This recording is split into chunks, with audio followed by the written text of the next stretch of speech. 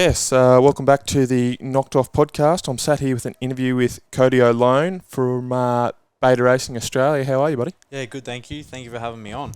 It's good to have you, mate. Just been out for a bit of a ride on Australia Day.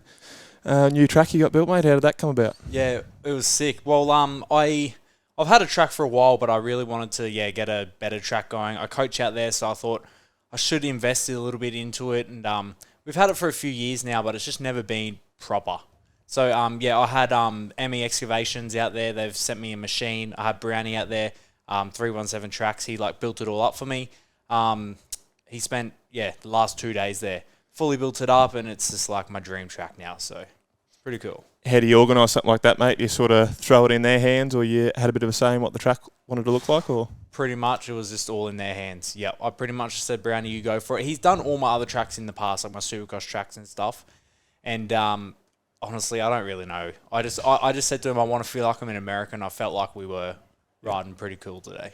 Mate, you're on the new Beta this year, riding that. How's the setup for that bike been so far? Yeah, it's good. Yep. I'm really liking it. I'm just trying to get a lot more laps. Like I was on a Yamaha for a while, so I was very used to that bike. So I'm just trying to ride that a lot more and get more laps in. Have you done much riding on the steel frame, the Austrians bikes much? Yeah, well, I was on KTM for ages. Yeah, I was on it, and I think that's why I like it so much, because I really like that steel frame. Yeah. Yeah. Has it been a bit difficult going from the Yamaha, that aluminium frame, back to the steel? To be honest, not really. Nah. The biggest thing for me is suspension, and they're both KIB, so I'm loving that. What's the biggest challenge you think you have setting up any bike, not not the Beta itself, but any bike? Suspension. Yeah. Yep. Definitely. What sort of feel do you go for? How do you like it to feel? Well, I know a lot of guys are the same as me, but I want it to hold up, but I want it to feel soft on top. Yeah. And you're always chasing that. But I want to be able to hit stuff really hard, but I also don't want it to be super stiff. Yeah. So you'll be racing the Pro MX series and the Oz Supercross this year? So all Pro MX, all Oz Supercross, and then I'll probably dabble into some other different races like I did last year. But what race will you be chasing there, you think? Maybe MXGP in Darwin again. Yeah, I did that last year, so I might do that again. Maybe Parla round 1. Yeah, but we'll see about that one. How was the GP? It was good. Yeah, it's unreal. What was the biggest difference you think going from the Pro MX in Australia to racing a big event like that? For me, it was the track. You can ride the track really different, and they rode the track very different to us. Yeah. When you say that, like opening it up a little bit more and... Yeah, and we work on that a lot, but our tracks are very skinny, and this track was just I've never seen anything like it before. How was the prep and everything as well from the track crews there? Was it much different to the... Yeah, it was different. It wasn't... Our tracks over here, because they're so tight, they're so real ruddy, and you're going slow. This track was big ruts, but really wide open. Yeah, so you think it seemed to flow a lot more in that sort of... Yeah, it did, but it was also tricky because our bikes weren't set up... I felt like my bike setup was a bit off for that track. Yeah, we're going back to setup. Do you sort of pick the one setting at the start of the year and try and stick to a base off it, whether you're riding sand or hardpack, or do you change it out a little bit? Yeah, no, at the start of the year, we found a good setting, and we ran that for a while, but then I felt like I started getting a bit quicker last year, so I needed to keep up with that. So we ended up going stiffer. And we got the bike really good there for a while. Yeah. How's it been, mate, going from the program you're on now to riding the Beta? Has much changed in what your race program is and the support you have? Support, it's incredible. Yep. Yeah, it's really good. They're helping me out a lot this year, and it's taken a lot of stress off me. Yeah. So it's I can actually put my focus into my racing now. I felt like I was 50-50 in the past. I had to worry about work as well because that's what paid for me to go racing. Yeah. But this year I feel like it's a lot different, which is nice. How will you go about getting to the races every weekend? Is that still something off your own back, or are they helping out in that regard as well? At the moment, we've kind of sorted it where Calandra Motorcycles will take my stuff, and we're kind of working Beta, and then we'll work together. It will cost me a little bit, but nothing like it was. Yeah. What sort of help are they providing? What has changed from your program that you were on last year compared to compared to this year? I'm getting like help with bikes, parts, tires, oils. Like last year, I was paying for everything. Yeah. So this year, it's a big help. What about a mechanic at every race, mate? What do you do there? I have my best mate Ethan. Yeah. So he's I've had him for years now, and it's just we work really well together, and I just love that. Yeah, just him and me. So it's really good. What round do you think will be the best for you, mate? Where will it? Toowoomba. Yeah. Yep. Toowoomba's it for me. I love that place. Yeah. That's surprising. I think that place is a shithole, eh? Yeah, people think that, but it's just, when you go to that track and it's just everything clicks for you, and you always feel good there. Yeah, and I suppose in the back of your mind, mate, that little bit of confidence as well sort of comes to play as well. Yeah, I roll up there and I'm like, you're just feeling good there. What do you like so much? Is it the hard pack, the ruts? What? I just love, it's always, when we race there at the big races, it's always big ruts and you can just, sink it in, and I just love that. Yeah. Do you think that's definitely a strong suit of yours, being able to sort of adapt to a track that is a lot more technical like that? Yeah. Yeah. I love the ruts. Yeah. I love when there's, heaps of ruts, and I just love bombing it down the hills. That's fun to me, so. What track do you dread going to? What do you... I'll be really honest. All the national tracks, I don't mind. They're all pretty good, but Canberra sometimes can be not nice. Yeah. In what regard? Well, last year it was in the morning in qualifying. It was just complete. I know I said I like ruts, but it was next level. On a train track. Yeah. And then it just started raining and it was just complete mutter. So it was just one of those tracks for me. I don't know. I didn't gel to it, so that's why I didn't. Yeah. What time of the year is it on usually? Well, so last year was at the end of the year. Yeah. This year it's at the start of the year. So we got one faggy, and I think it's like a 3-week break, and then we're straight to Canberra. So it could be getting a bit cool then too by that stage. Yeah, but it was really cold last time because we were coming into August. Yeah. Yeah, and it was really cold. Freezing cold. I could barely feel my hands while I was riding. Yeah. Yeah, so be better. Yeah. Mate, riding for Beta this year, how did that all come about? What was pretty much I was racing QMP Nationals last year, and I talked to Zach from Caloundra a lot. He helped me out a lot last year, and he was talking to the Ash Martin from Beta, and they were just talking about they wanted to get a rider this year and support them and get into the motocross scene. Yeah. And Zach's like, well, I think Cody's your guy. You should go and talk to him and just see what his plans are. And we just started talking, and for a while there, I didn't really hear much. We did the Darwin thing and all Supercross, and it was just kind of didn't hear much. And then probably it was just after Redcliffe Supercross, we started talking a bit more, and that's when it started to really go. Oh yeah, we might be interested in doing this properly. So, is there much negotiation, mate, within that sort of stuff, or is it sort of they give a deal to you and you accept it? There is, but I'm very lucky. Daniel McCoy, I don't know if you know Daniel McCoy. Yeah, he's my trainer, but he also helps me with everything. Yeah. Yeah, everything I do with my racing, he helps me with. And he helped a lot with this whole deal because obviously he's dealt with that before, and I've never had to deal with this before. I've always just go in the shop, bought my bike, go racing. But now it was there was things that had to be talked about, and I didn't really know. So Dan did all that for me, and it was a big help for him doing that. Yeah, mate. Jumping back a few years, where did the whole career start? I started racing when I was 12, so I did start a fair bit later than a lot of kids. But I just started racing my motorbike, and it was just for fun. I just rode. Honestly, I've gotten dead last a lot. Yeah. I just raced club days and I was nowhere. But I don't know, just when I just started really loving the whole training and riding thing, and it just kind of took off for me. Probably 2019, 2020 is when I started really actually putting a bit into it. And then I was still young, so mum and dad were paying for it and stuff at that point. But then when I started paying for it and all that type of stuff, I liked it more. So, I just kept going with it. So what was the junior club? Where'd you start racing at? Kilcoy Motocross Club. Yeah, it's probably 30 minutes from here. Yeah. So, yeah, and then what? Would you try and get around more, or when you were growing up, it was just club days at Kilcoy pretty much? We did club days, Kilcoy, Toowoomba, everywhere. Yeah. My mum and dad were really good. My little brother was quite good, So we did go racing everywhere. We did Aussies one year, and we raced everywhere, but it was more like we were just going as a family. We just loved it. Yeah, and I got to race heaps of different cool tracks. So that was really good. And I think that's what helped me get better because I was quite struggling at the start for sure. Yeah.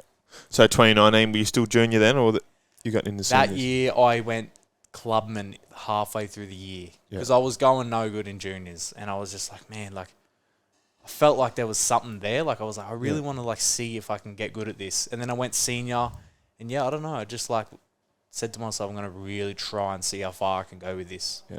So when did you start pushing for the pro motocross stuff? When did that sort of come about? Well, so 2020 was meant to be the first year, and it was still under 19s back then, not the MX3 class, but under 19s. But then COVID hit. Yeah. So it was like probably 4 weeks before round one, COVID hit, and that whole year didn't race a national. I was meant to be under 19s. So I ended up getting a 450 that year and just went straight to MX1 after that. Yeah. So, how was that first year for you? no good. I think I got 30th. In 2021, round one at Wonthaggi, I got 30th. Yeah. Yep. Was that a bit hard on the mentals a little bit, mate? Or it was, but I mean, like that's where I was at. Like it wasn't like I was better than that. Like that was my speed, and I didn't want to be 30th, but I wasn't better than 30th. Yeah. That was Where do you think the motivation or a bit more of the speed and that come from? I just didn't want to be 30th. Yeah. I said to myself, I'm not being 30th, and then I just I really wanted to give it a good crack. I was lucky I was working for my dad concrete, and so I was allowed to have days to ride during the week. And that's when I met Fordale. And then I started riding with him, and I was getting to ride with like Gibbsy and all those type of guys at the time. And that definitely helped me a lot. Yeah, like a lot. And then, once I started seeing progress, that's when I just kept going. Yeah, it's amazing the difference you see when you actually start to ride with guys that are faster around your speed to sort of push you along a bit, isn't it? Oh, 100%. But I also, the biggest thing for me is I thought I trained hard, but I didn't realise I wasn't. Till once I started riding with them guys, and Ford, like, I remember he wrote me up a program for the first time, and I was just like, I don't know if I'm going to do this in a week. Like, this is a lot. And obviously now it's just normal for us. But back then I was just like, this is, like, I didn't even know that's what they did to train. Yeah. So what were you doing beforehand? What was sort of the...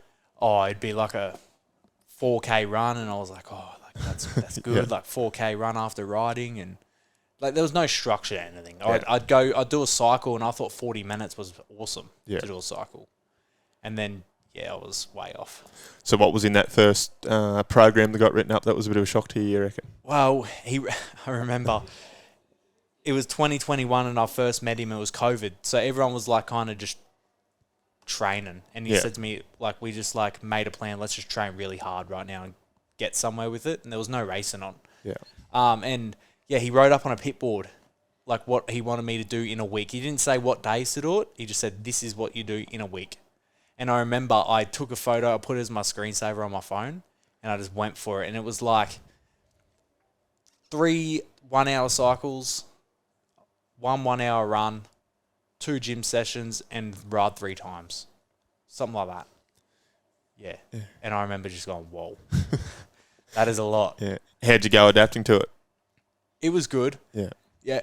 I'm the type of person, when I know what I got to do, like, I'll follow that thing like a Bible. Like, it was like every week. If I didn't do that, like, it wasn't good. Like, I had to follow it perfectly, and I did for so long, and I've seen massive gains from that.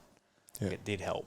Did you notice the changes pretty quickly from going to that program, or? Yeah, well, 2022, round 1 at Wonthaggi, what did I get? I think I got like 14th overall that day. Yeah. Or something, or 15th, and I was 30th the year before. Yeah.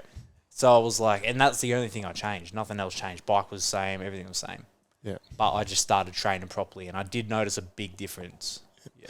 Are you still doing that much intense training now? That it's a lot different now. Yeah. Like that, and that was like kind of pre-season, off-season type of training, which we are doing that type now, but it's a lot different. Like, I have Levi from 547. He actually gives me a proper program now, and there's a lot to it now. So. What about nutrition, mate? Was that a bit of something you changed up as well to help improve? Or Yeah, I did it. Yeah, a little bit. I learned I had to actually eat more. Yeah. Like, I wasn't eating nowhere near enough. Yeah. Like, it's crazy how much you really got to eat. Like, I remember getting told from a trainer, you got to eat till pretty much you're sick some days, just because of how much we're training. Yeah. And it's true. Like, the more I eat, the better I feel. Yeah. What about on a race day, mate? What's sort of the program there for eating? Yeah. Yeah. Mum usually sorts me out pretty well, but it's like it changes all the time depending if we have our van or if we're away and we're like my bikes get taken, we're in a hire car, so it's a bit tricky. But it might be just like heat up meals, which is not great, but it's just kind of all I can do sometimes. Yeah. Or if we can properly do stuff, it'll be like wraps and more filling stuff, pastas and that type of stuff. Yeah. What about week to week, mate? What's sort of the program that you try and do if you got a race coming up on the weekend? Race coming up's tricky. Like so Tuesday, Wednesday, Thursday, always my ride days. Yeah. Maybe if we got a race coming up, I won't ride 3 in a row like that. But it's usually, Tuesday, Wednesday, Thursday I'll ride. Mondays and Fridays are my work days. I do work after riding some of those days as well. But yeah, that's kind of what it looks like. And then off-bike training, man, I've had weeks where I've just ridden and not trained off the bike because you're so tired, and especially when it's hot. Yeah. So, but at the moment, it's just like ride and train off the bike every day. Yeah. So, how do you sort of go? Is it hard to transition then from the hard training while you're in the off season to then go riding, or is it sort of plateau a little bit? I am struggling at the moment because we're trying to train hard, but it's hot, and we're trying to train hard on the bike, and that's the thing I've learnt the most. That's what Dan has taught me a lot lately is make your riding your priority. Yeah. Yep. We want to train hard off the bike, but riding's the priority. If you're tired and you're absolutely smoked, we miss that training off the bike day. Yeah. So we can be good for when we ride. And I have been trying to do that, but for me, it's mentally hard because I'm very like, I want to train every day. Yeah. So that is hard to do. Talking about Dan, mate, he's a bit of a cult hero. Is there some of the dudes that you've sort of mixed with in the pro class that were, guys you looked up to before you got there? Yeah, there is. I think Gibbsy. Yeah. I've always seen Gibbsy, like Kirk Gibbs everywhere, and it was just like when I actually got to ride with him for a couple of years, like that was like, whoa, that's pretty cool. Yeah. Yeah. Him and Ferris, they're the two for sure. Yeah. I suppose it would have been pretty similar scenario when you went to the GP. There would have been some pretty cool dudes there that you were. Yeah, for me it was Hurlings. Yeah. Hurlings is like God to me. I love Jeffrey Hurlings. He's cool.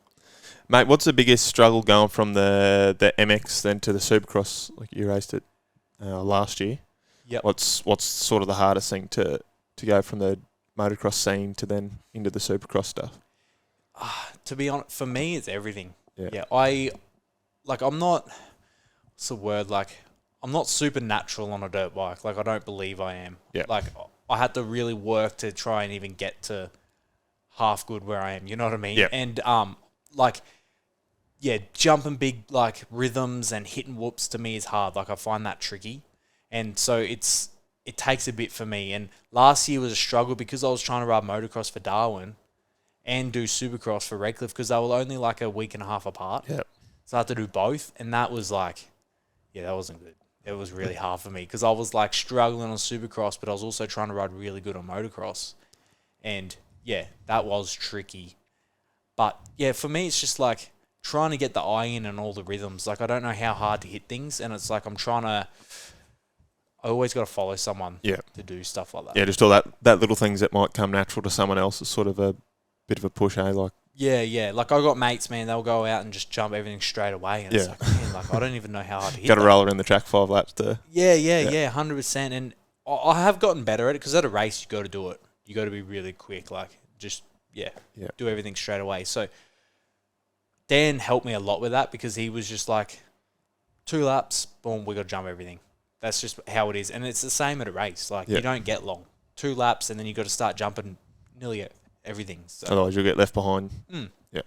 Yeah, exactly. And if you muck around too long, the finish flag's out, and then you're trying to jump a rhythm in your qualifying session, and it's just you don't want to be doing that. You want to have everything dialed, so when qualifying comes around, it's just getting a good lap in.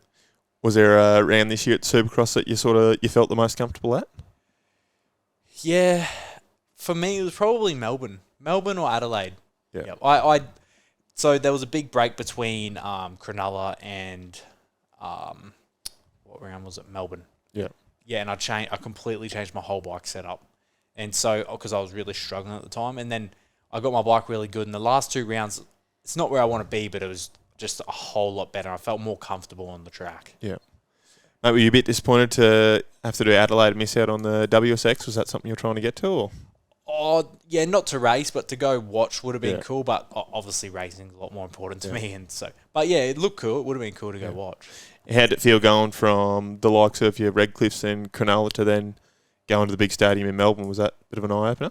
Yeah, Melbourne's wild. Yeah. Like I did it last year, so I was kind of mentally prepared. right. Well, sorry, the year before. Yeah. Yeah, so I did it in 2024, and I was a little bit more prepared. But I remember 2024, that was probably the gnarliest one because I'd never done it. I'd never raced in a stadium like that. And it was just like, whoa, like this is wild. And that year, the whole stadium was sold out. Yeah. Like it was fully sold out. It was just wild. Is there much of a difference, you think, from those smaller stadiums to then jumping into something big like that? Not really. Yeah, yeah, for Marvel there is. Yeah. Just because like it is like loud, like the crowd is really loud. Yeah, do you think that's something that affects you compared to racing those smaller stadiums or not? Oh, not necessarily. No. Well, you can hear them when you're riding, but so on that apart, yeah, it does affect me a little bit because like the boys at the front, if they're battling really hard, you can hear the stadium just blowing up. So. With those bigger tracks, is it harder sort of to memorise what you're doing every lap? You know, if there's a certain rhythm where it's a bit tricky, are you thinking about that the whole time you're riding around to make sure you're going to get it right the next lap sort of thing? Oh, not really. Like, I mean, we ride so much and go to all these different tracks. You kind of just, your brain just gets used to being able to adapt to it quickly. Yeah. Mate, when you go down, you mentioned your mate Ethan. Is there sort of anyone else that tags along? Like, is mum and dad sort of there every race? Or? Yeah. Mum and dad come to a lot. Dad tries to come to as many as he can, but mum's every race. Yeah. Yeah, my mum's always just like, she doesn't want to not be there. So, and then I also have my partner that comes as well. Does that make it easier for you, mate, you think? Is that...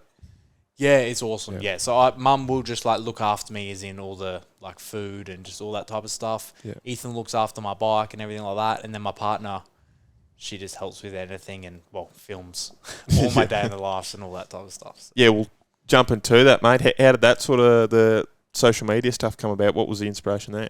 Well, pretty much it was 2023, I think it was. Yeah, I went to America. No, it was just before that. I went to America. My mates live over there, and I wanted to go do a trip. But I remember going, I really want to race next year, but I had no support. Like, I had no sponsors for the year after. I had one sponsor that is stuck by me, but that was it. Yeah. I was like, man, I don't know how I'm going to go race it. Like, and then I thought, man, I should just try and do some videos, like some day in the lives or something. So, I just started doing some day in the lives because I just wanted to show people what we actually had to do, like working and riding at the time. And I was concreting at that time, and it was pretty gnarly what I was doing, like concreting, riding and training, and I had to work a lot to try and afford it all. Yeah. And I was like, man, I got to show people this. I got to video this. And then that's kind of how it all just started, Mate, what's the hardest part about trying to do that? Is it like the consistency of trying to make sure you capture as much as you can in a weekend or a week or whatever you're trying to get? Yeah, it's just the consistency, like, and trying to always show, like, trying to show different stuff and not people, like, people get bored. Yeah. And, like, this year I'm trying to do a different type of videos, but, I'm also trying to show the day in the lives because they do quite well. So I'm just, I'm a bit torn on that at the moment on what to do. Yeah. But, it is tricky. Like with the consistency. Yeah, it's a bit the same like with the podcast stuff. It's sort of hard to not just do the same old stuff, but at the same time, like you say, it's what works, it's what the people want to see. So it's a little bit tricky to try and find inspiration when the main thing's sitting there right in front of you. Yeah, I know, and it's the same for what I'm trying to do. It's exact same as that. Like it's like my day in the lives do well, but it's like, man, I feel like they're getting bored. Like I need to do other stuff, but then I'll do other videos and they don't do well, and I'm like, well, what do I do? So. Was it hard when you started out? Did you feel a bit out of place, like trying to do all that sort of stuff? I did, but I started on TikTok. I never did Instagram for a while. I just did TikTok. And it actually was like blowing up. Like I don't get anywhere near that many views now. Like every video was getting 10 to 20,000 views every day, and I was doing it every day at that time. And I think that's what made it easier. Like obviously I had people talking crap about it, but I didn't really care because I was like, man, this is like I'm onto something here. Like because no one does it in Australia. Like I'm the only guy that does the whole day in the life thing or even show really. Obviously, there is a few guys now doing it, but at that time, I was the only guy. Is that how you saw it? You saw it as a bit of a free market to jump in there and try and get a bit of traction that way? Yeah, because I was like, well, no one actually does. Because I was watching like all the influencers do day in the lives, and I was like, hang on a second, why is no one in this industry doing it? Like, no one knows what we do in a day in the life. Yeah. So, that's where I was like, I should try and do that. Does it capture a bit of your day? Oh, capture's probably the wrong word, but take up a lot of your free time, like you sort of go to sit down to do something, you think, oh shit, I should take a video of this or something like that? Yeah, I mean, at the start it did, and now it's kind of just like, it's a part of it now. Yeah. All my mates, they know, like, you've seen today, I said, hey Joel, can you quickly video this? They, like, the amount of times I have to do that stuff. Yeah. But I'm really lucky that they don't mind doing that and helping me out. So I used to be like, I don't want to like ask someone to video this or it just takes up too much time. But now I'm just like, nah, like I got to do this. Yeah. You're talking about saying that you didn't have any sponsors and that sort of what kicked it off. Was it successful, mate? Did it work? That next year, a little bit. Yeah. But now it's just like through the roof. Yeah. Like I have the best sponsors in the world. Do you think that was a big part of Beta coming on board? Was doing all that sort of stuff? I believe so, definitely. Yeah. Yep. Obviously, I want results and they want results. Like, that's a part of it all. Yeah. I get that. But, the social media helps. Yeah. And, like, honestly, all my sponsors are all because of my social media, not because of my results. So how does that sort of work? Do they then send you a bit of a resume, I suppose, for what they want you to capture of their stuff? Some do.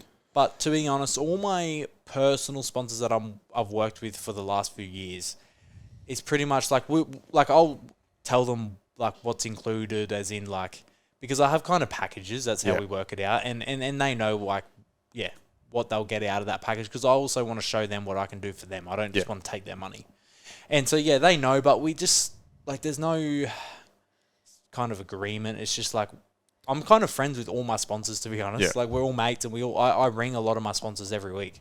And I like it that way. I want it to be that way. And I don't want them to just, like, I don't want to just take their money and that's it and never talk to them. Yeah. You know what I mean? I want to keep a relationship there. And it's been great for me. Like, I've got pretty much all the same sponsors again for this year. And it's like, just keep going, and it's great. Was it a bit hard to send out them packages to begin with, or you're pretty base level, like it wasn't asking? Oh, yeah, no, I'm don't ask a lot. And I didn't start doing that till like last year kind of thing. Yeah. I was just like, well, whatever you're comfortable with. Whatever you're comfortable with, we'll make it work. Like, I'm happy with that. And I never, like, I'm grateful for anything. Any type of money, like, or support helps me go racing. So, is there any days you forget to get the phone out, mate, and you might have missed something good, or? Yeah, there can be. Yeah. There can be, and that's like, I felt like last year I didn't show enough of just like little behind the scenes things. So this year I'm really big on my TikTok. I'm just trying to post heaps on my TikTok every day, just of all these different things. I got them AI meta, or whatever they call it, meta glasses. Yeah. And I'm trying to just use them every day and just like show more stuff, because I'm like, I don't think I'm showing nowhere near actually what I do. Yeah. And I need to start showing more. Is it harder than you thought to stay consistent? Like, when you started out, obviously you got a bit of traction and that was good, but obviously all that dies down a little bit, and Yeah, it is. It's hard. Like, my Instagram goes in phases. Like, it'll go really good for a while there, and I'll have get so many followers, and then like at the moment, like, I'm struggling. Like, I'll probably get 2 or 3 followers a day, which I know some people that sounds awesome, but when you're posting as much as when you're that's part of your career, isn't it? 100%. Like, I treat it as a job. It's a job for me, because all my businesses run off my social media. So the bigger I build that social media, the more I can make money and support my racing. So What's is there anyone new that's sort of jumped in the last 12 months, or it's the same crew? no, pretty much all the same at the moment. Yeah, Yeah. they've all been with me for about a year. So Have you had anyone reach out that you sort of have thrown away, or has everyone been pretty good? Yep. They've all been awesome. Yep, really good. Yep. What do you think is the biggest, the hardest thing about it, the biggest or sort of hurdle you've had to face so far with the social media stuff? Trying to grow it. Yeah. Trying to know, like, how do I grow this more? Like, I feel like I'm just, like, staying the same. And I'm like, I don't want that. I really want to, like, just take it off. Like, I want it to take off. Because I see some people and their Instagrams just blow up. And it's weird. They sort of doesn't seem like they're doing stuff that's too different to what you are, right? Yeah, 100%. It's just like, well, I feel like I'm doing the same. Like, what am I doing wrong here? Do you think you'd venture into like the YouTube side or anything like that? I'm trying to, but I'm trying to set myself up good where I can have a filmer. Yeah. I really need that. And it's not because I'm lazy. It's just the time. I don't have much time to do that. Like, and I would love to have a guy come to all the rounds and just go all in on it. Yeah. Yeah, we got to have someone to follow you around, then edit it, then release it.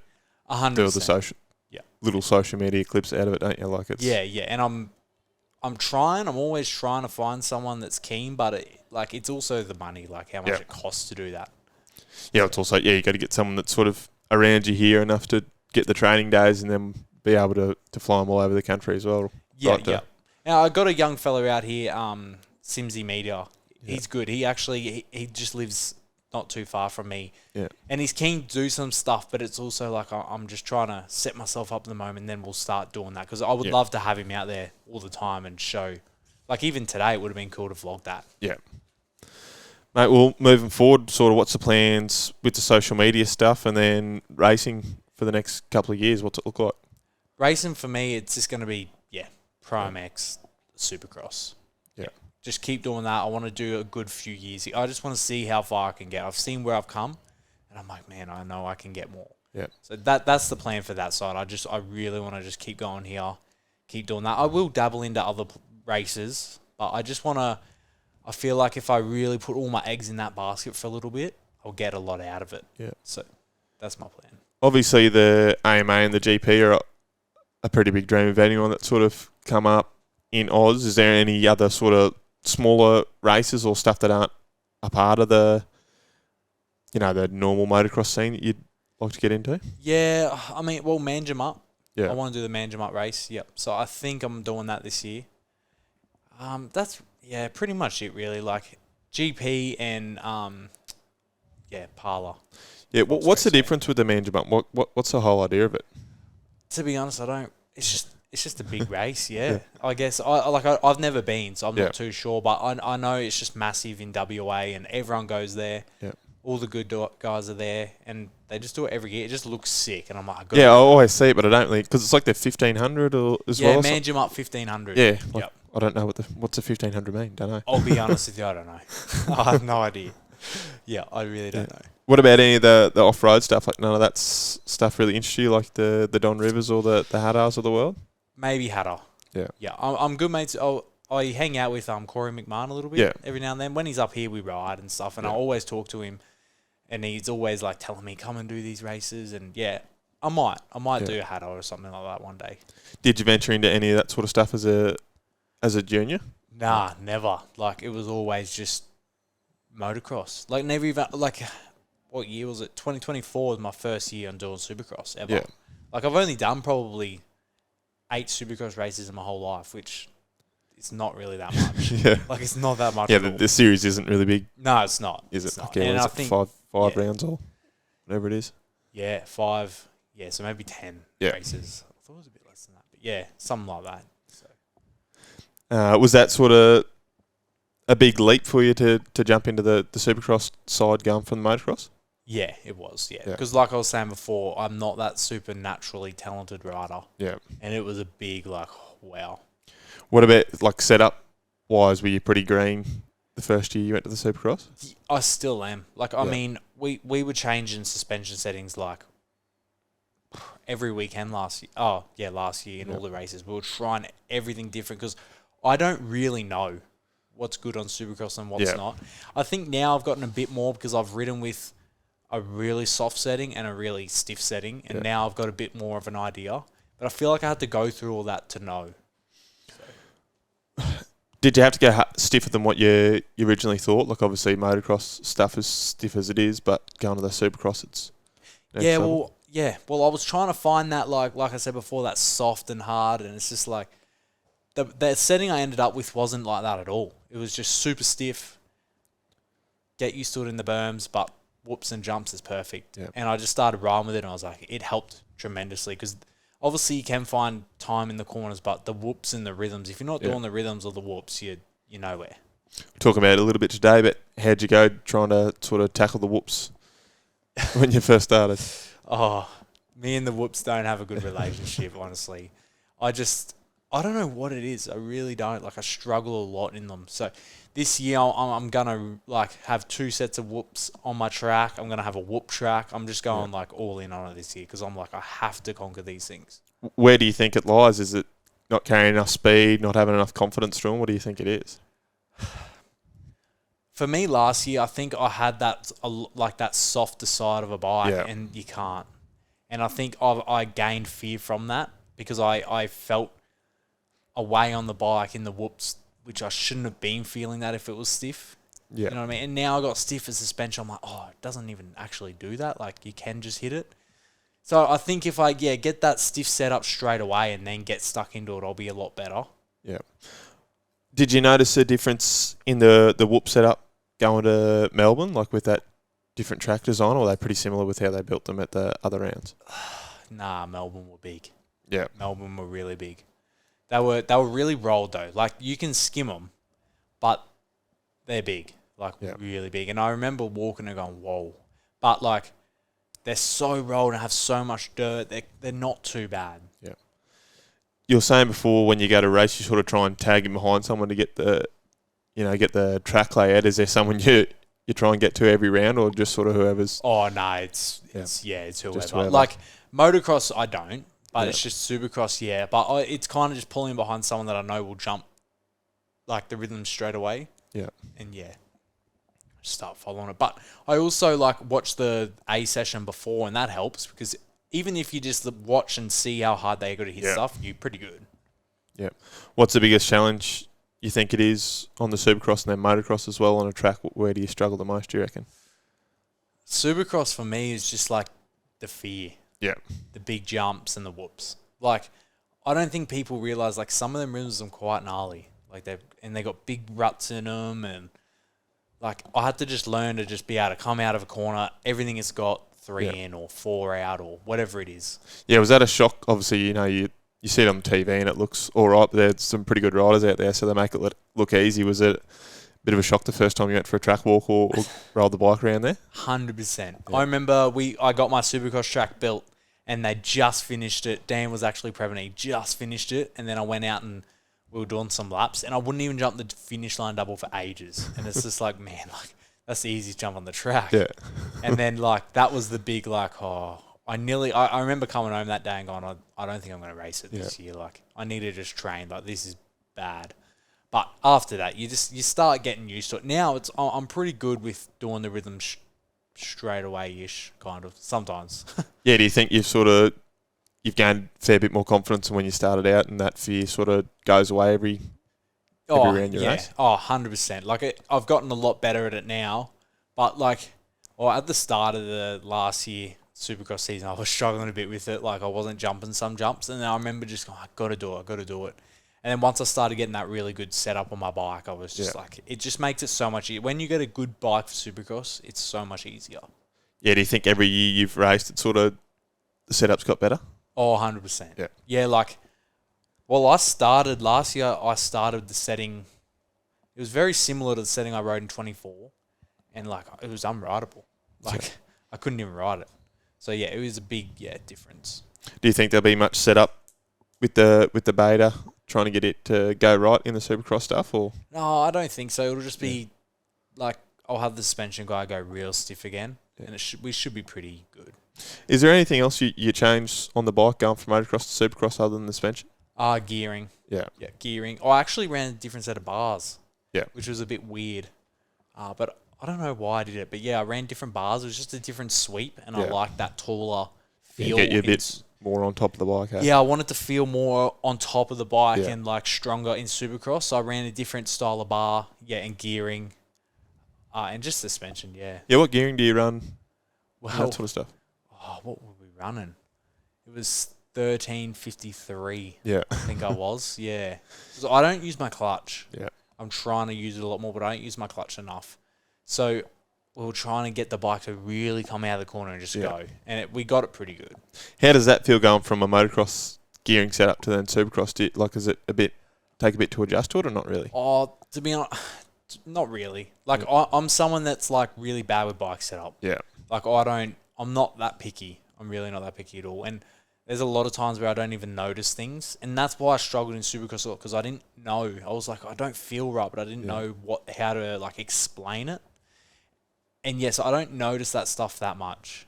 Do you think that comes from sort of starting later on the bike and then, not sort of... Or getting good's probably the easiest way to put it. Yeah. Till, later in your career? I think, well, a little bit of that maybe, but it's more just my dad. He was like, just ride. Yeah. No, you're not doing it. I was very similar growing up. Yeah. Yeah. My dad was big on, like, nothing. Like, I'd be lucky to get an exhaust pipe. Yeah. That was second hand off someone. Like, I don't think I've ever had a brand new exhaust or anything like that on my bike. And obviously, two strokes, you want to put, like, we had the HGS and all that stuff, but never. Like, it was just like stock bike. He might go down to the suspension guy down the road and get it, like, done for my weight, but, like, yeah. Yeah, I was very similar. So now I'm a bit the same with bike setup. I know if it feels absolutely shit house or if it's feeling better. Yeah. Other than that, it's you don't really know which way to go or how to do it. And it has hindered me a little bit, but I also think it's helped me a lot because then I don't overthink it. Yeah. I got mates that are just like, they know every single little thing and they're like, oh, I don't think I could do that. Like, it would, Yeah, so I went riding with the dude once and he come in and he's playing around the rebound that much and I'm just there like, I don't know, it's a bit of a different track. I'll just ride it and put up with it. Yeah. Yeah, you might be the same, but if I think something's feeling wrong, I think it's my riding, not what the bike's doing. I was like that for so long. Yeah, for so long. But I've realised it was actually hindering me at getting better. Yeah. Because, like, my bike, it was holding me back, not me. Yeah.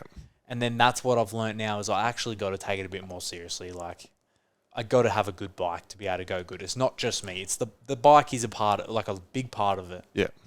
And my dad always growing up was like, the bike doesn't mean anything. It's you. Yeah. It's always you. It's not the bike. And it was like, I think that's where it'll come from. Yeah. Yeah, I think like with I've spoken with a couple of suspension guys more. I think they honestly prefer guys like yourself where you don't really know, because otherwise you get those guys that are really tedious and they want to change 1,000 things, whereas a suspension guy can probably just watch you and sort of see what's going wrong compared to someone else who comes in with a million different complaints and wants everything changed, right? Oh, 100%, yeah. And I've always been pretty good.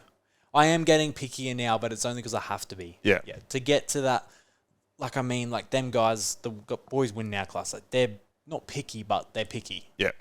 Everything's got to be perfect. And if I want to be close to them, I got to do the same. Yeah, I think guys that have been, pros for 10 years now, like they've had days and days at the test track trying a million different things, right, to know what they like. Yeah, 100%. And like, they like get everything perfect. And I was like, I'm not going to, I have no chance at all if I'm going to go and race on a bike that's not even half perfect.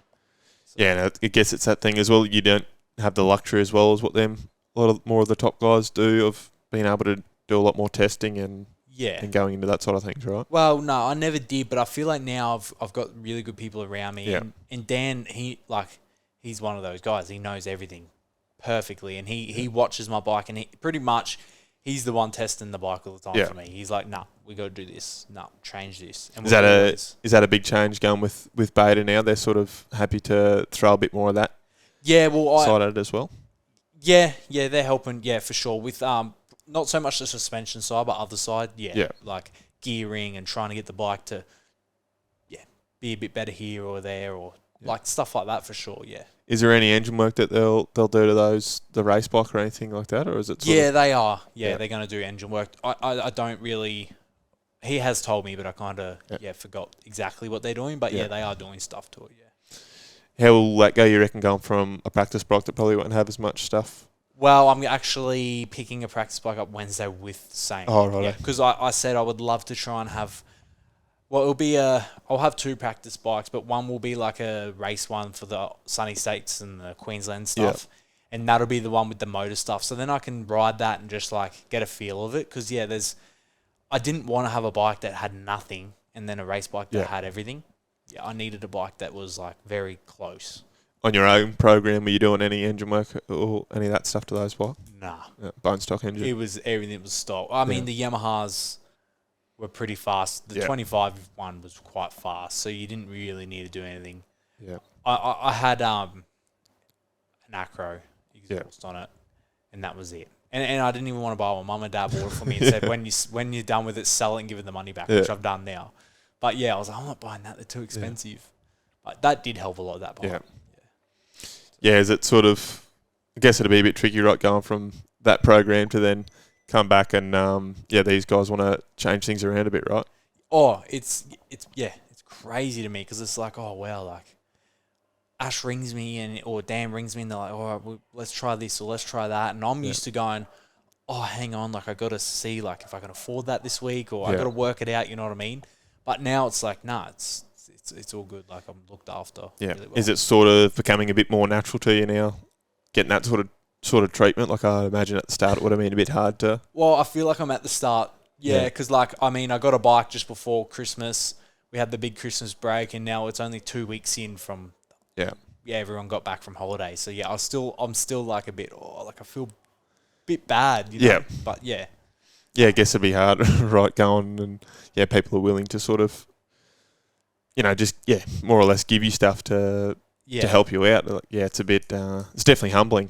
Yeah. Trying to sort of, that people are interested in what you are and trying to, put their time and effort and money into making you better, right? Yeah, 100%. Like, I had to write a list of the things I needed the other day, and I was like, oh, man. Like, usually I would write that list and go, oh, like, I've got to ring the shop and see how much all that is, and then, I'll take that away. I'll wait a little bit for that, or I'll just get this for now. And, like, tyres, they were big for me, man. Like, I was paying for tyres.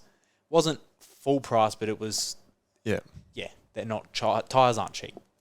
And that was the killer for me. Like, obviously, the amount we ride and train and race, like, you're always going through tyres. Yeah. And, to put a couple tyres on that list was just like, oh, wow, like, this is nice. So have you knocked back work a little bit, mate? Or are you still trying to keep the same schedule? No, I am. I'm trying to knock back work. Yeah, I'm trying to get into the coaching more because I really love doing that. It's good. And it's a lot easier on the body. It's a lot... Like, obviously, pressure cleaning isn't hard on the body, but there's nothing worse than having to go and pressure clean all day. Yeah. And so I am still doing it because I still got to make money. Like, I still got to pay to get myself and Ethan down to all the races, accommodation. Like, I still got to pay for things. Yeah. So, I am working, but it's like... This time of year last year, I was, like, freaking out. I was just, like, working as much as I could, trying to get as many jobs as I could, like, everything. And it's like, I'm not so stressed on that now. Yeah, it really does take away from then the riding and the training aspect too, doesn't it? Because you're putting all your time and effort into making money so you can go away, whereas now it's, putting more time and effort into riding the bike. Yeah, and I was getting so tired and drained all the time. Yeah. And I was like, man, I've got to figure this out.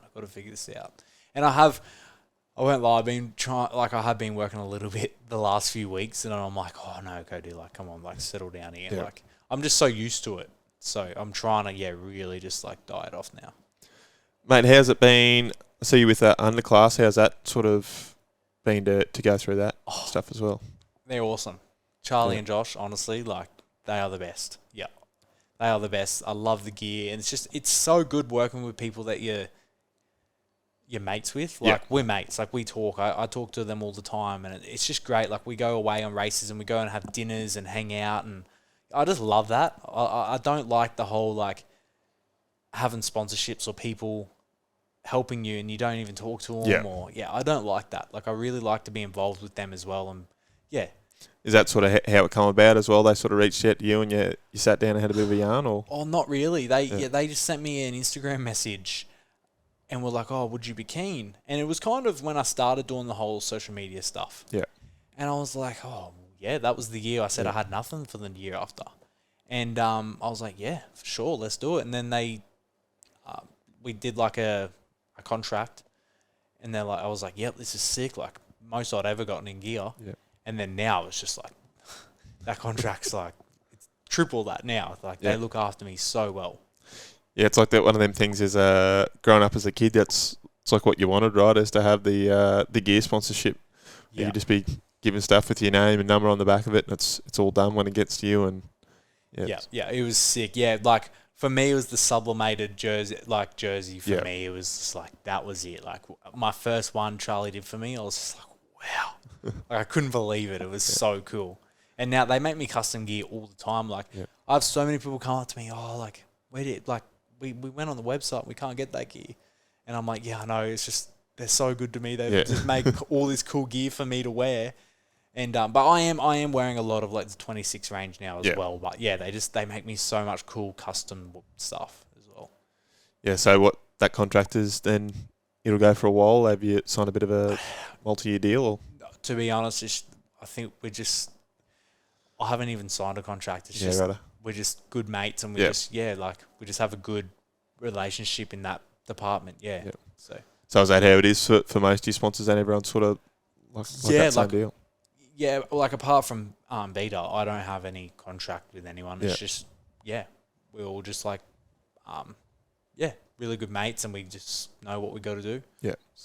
So what's the sort of deal there? You sit down and say, "This is the races, what I'm doing during the year. This is how the bike's going to be set up." Is that sort of like obviously every year it changes with logos, and obviously they want their logos in specific areas. So this year it changed a lot because I am very not limited, but it changed a lot where I could put the logos. Yeah. So I had to get onto all the sponsors, and I ring them all. I never text. I always call and we talk. And I called all my sponsors and I just said, "Hey, like, if you are interested in going again next year, like, it'll have to be this way. Like, I gotta have my logos here, but I'm happy to do this, and I'll do more in other areas. You know what I mean? And that's kind of how I've worked it this year.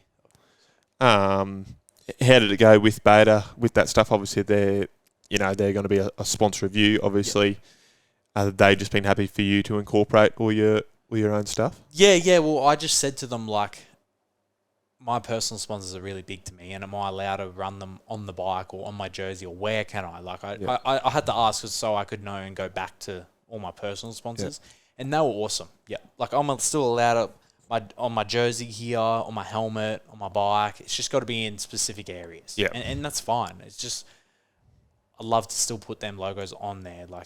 But like I said before, my social media is where all my sponsors want the social media. Yeah, so.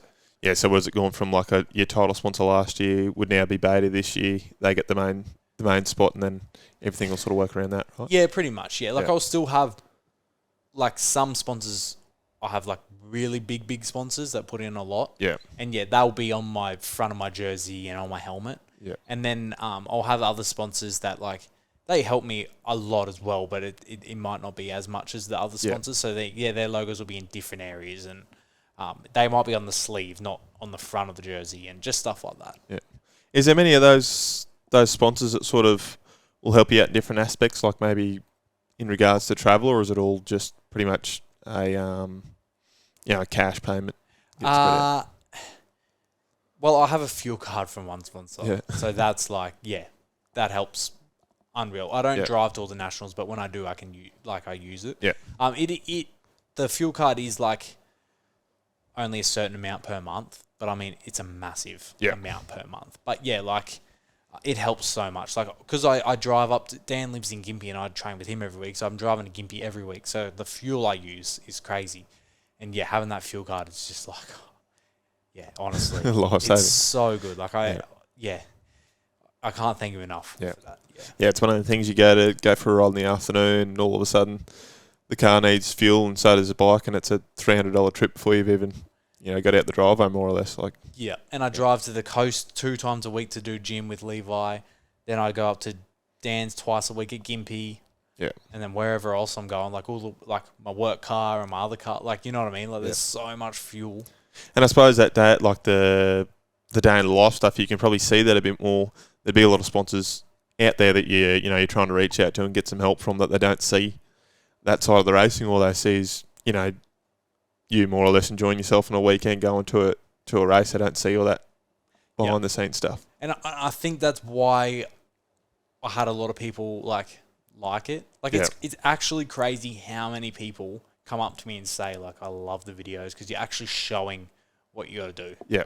Like there's so many dudes that they might only just race club days, but they're like, they still got to do that. They still got to go and work all week and then work on their bike at night and do a bit of gym to stay a bit fit, you know what I mean? And riding on the weekends. And them type of people really relate to it because it's just like, I still got to work as well. Yep. Like we all got to work. So. Yeah, it's even to be a dirty old C grade rider to try ride on the weekend. Yeah, as you say, you got to work all week. Got to prep a bike. Yeah, maybe try and get a little bit of training in during the week, and then all that to go do 3 10-minute motos on a Sunday. Like it's I know it's a bit of a strenuous activity to do all that. Yeah, and 100%. Like it's wild, and a lot of those people are the people that like the videos. Yeah. So. Yeah. Do you get? Has it been a bit surprising, sort of, when you go to an event and you get a lot of people sort of coming up to you and saying g'day? Oh, like it's like I don't think people will realize, because my social media obviously isn't that big. I don't think people realize how much, like, I don't want to sound up myself here, but like I feel like there's a lot of people that take interest in it. Like I'm walking in airports and get people coming up. I'm getting photos. Yeah, right. Like I'm getting photos in airports and everywhere. Like like Melbourne Supercross, man. If I ride like a Lime scooter through just like the Melbourne, I'm getting yelled out everywhere. Oh, really? Everywhere. I'm at lunch in Melbourne getting photos. Yeah. And that's not just Melbourne. It's everywhere like that. But yeah, it is, like, it's wild. Like, I've been... Darwin. Darwin was crazy. We did, like, a signing, like a rider signing. So many people knew who I was. And then, like, I fly into Darwin that night. It was, like, midnight.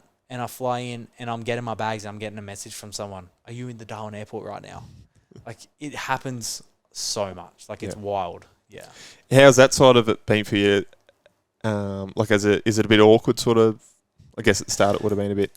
It was, but like I kind of just got used to it now because it happens a lot. Like, it's pretty wild. So now I'm just getting used to it. Yeah. But yeah, I think it's just because no one does it. So when they see my videos, it's just like it's different. Yeah, I guess you talk about your Dean Ferris and the Kirk Gibbs of the world. They post maybe about the race weekend, just a photo on a Sunday afternoon. Like it's not very personable, is it? Whereas if someone sees you talking at the camera, they see you as more of a I don't know how to say it, but they see you as very much more personable. So then they can feel like they can come up and say g'day and get a photo and that sort of stuff, right? Yeah, and I notice they can relate to me more. Yeah, like there's so much more. Like they can relate to me so much more than Dean Ferris. Yeah, someone like that. Dean Ferris to them is just like out there, you know what I mean? Right at the top, Yeah, like they'll never feel like they'll get there. But to me, they feel, like they can do it, you know what I mean? Yeah. So. Yeah, I guess it's, them top guys, they sort of seem like that next level of professionalism, whereas, you yourself, it's, much more of like a battler. Yeah. Sort of, trying to get to the races every weekend. And, I guess, as you say, people see that as more of much more relatable. 100%. And, like, the work shirts and wearing thongs in my videos, like, I don't really want to change that. I know it doesn't look super, what's the word, like, professional. Yeah. But it's just like, it's real. Like, I want to show that. It's real. Yeah. And I feel like last year I didn't do enough for that at all. Because, like, man, there's days where I'm riding and my tyres just completely... But like, and I don't want to make it look like it's because I'm...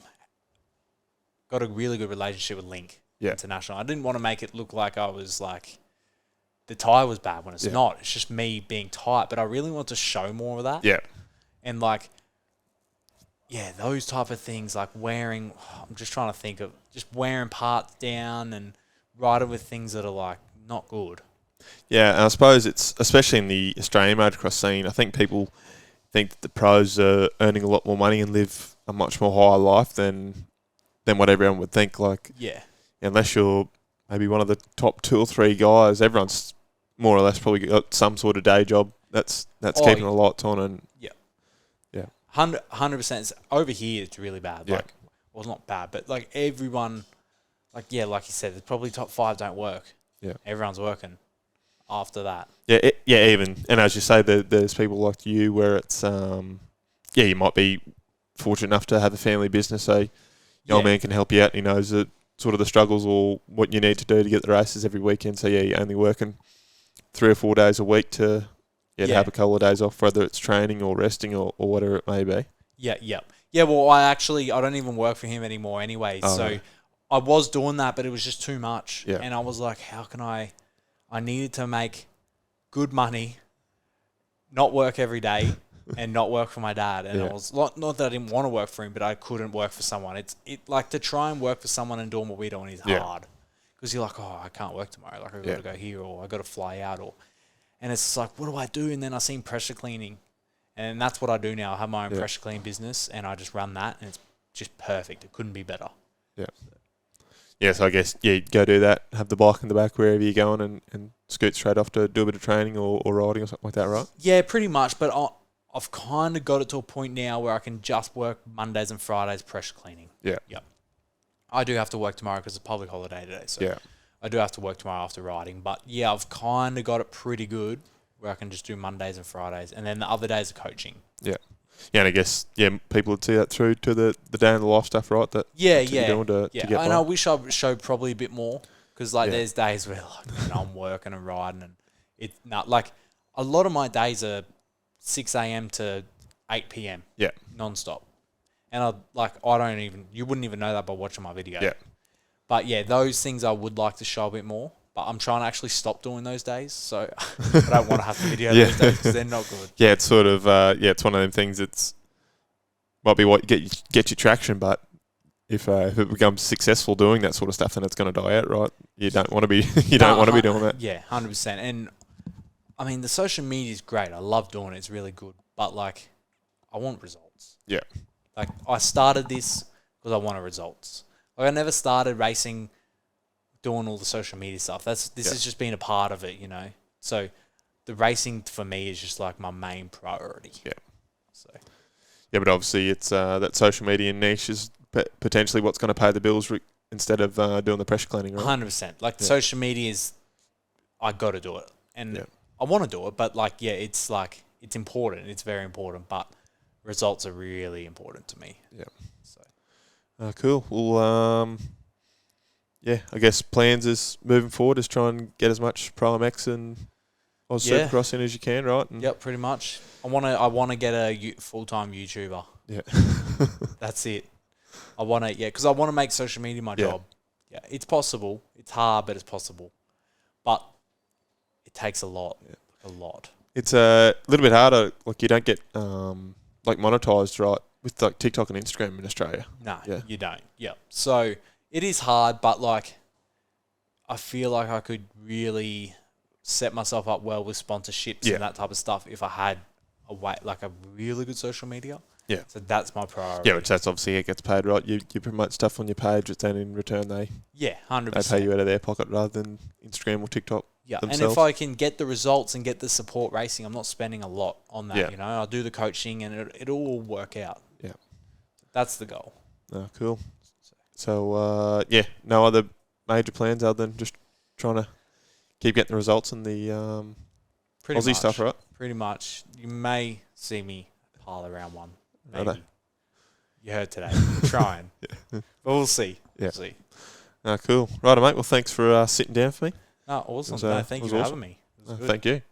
Sweet as. Good luck for this year. Thank you very much. Thank you.